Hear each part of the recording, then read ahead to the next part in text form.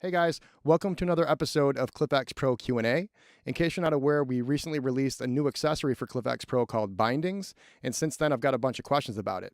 So I thought rather than address those individually, I'd do an overview video that will answer all those questions as well as others you may have. So let's jump in. This is Bindings 101.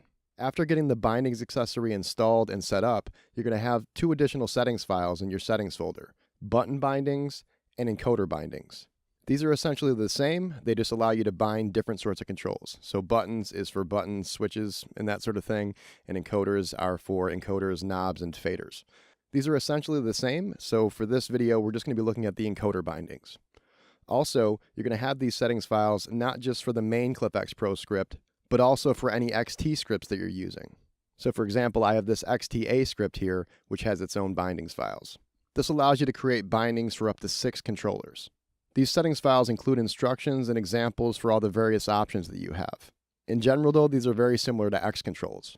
Also, the terms you'll use to specify the parameter to bind to are the same as the terms you'd use in ClyphX Pro itself, so there's virtually no learning curve there.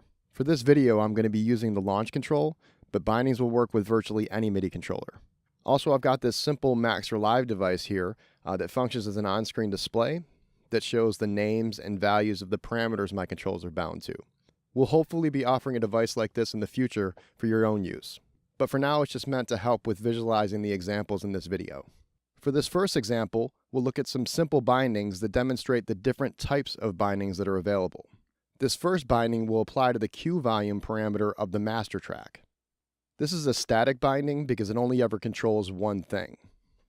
This next one will apply to the volume parameter of the selected track. So it'll control the volume of whichever track is selected. This is a selection-based binding that changes depending on what is selected.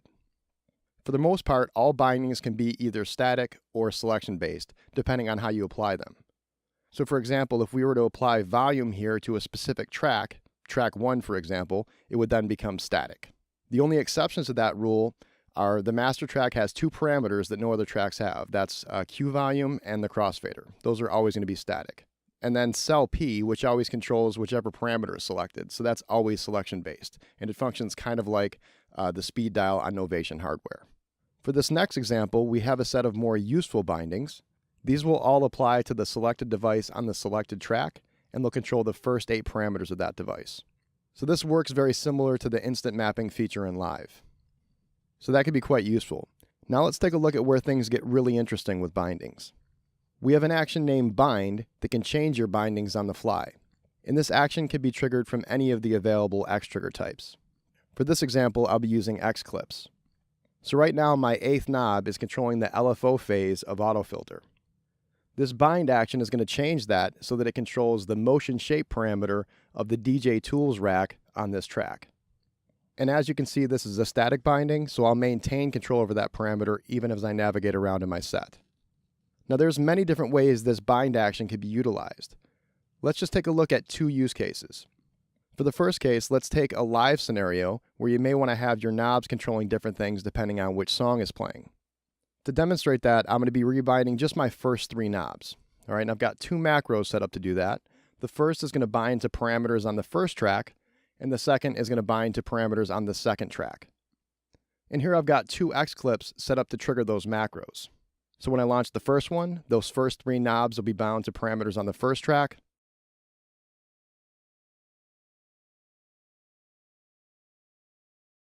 And when I launch the second one, they'll be bound to parameters on the second track. For the second use case, let's say we wanted to have a mixer control surface for drum racks. And we wanted the control surface to have multiple modes or layers of controls. Here's how we could set that up. For my default bindings, I'm going to be controlling mixer parameters of the selected chain in the selected device on the selected track. And then I've set up 2 macros with bind actions. Sorry, these are probably hard to see. But the first one will rebind to the mixer parameters just as in my default bindings. And the second one will bind to parameters of the first device on the chain, which in this case is going to be simpler. And then finally, I've set up some X controls.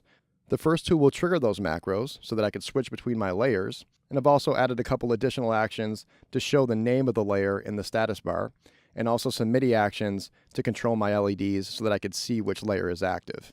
And then the last 2 X controls there allow me to navigate between chains. So now I can control mixer parameters of the selected chain.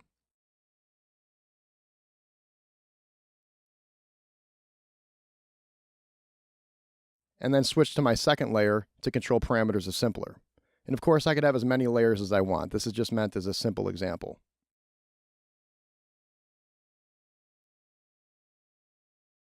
And finally, there's just one last aspect to bindings that I want to show you. We always keep track of the last parameter that was adjusted with bindings.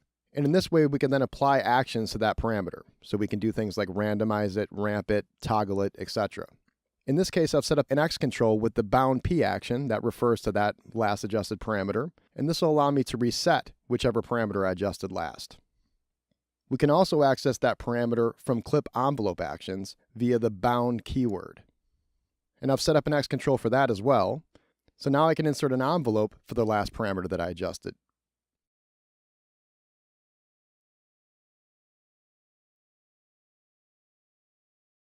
So as you can see, bindings opens up some very interesting possibilities. I hope that answered the questions you had about them. If not, let me know and I'll do my best to get them addressed in the future. Until then, see you in the next episode.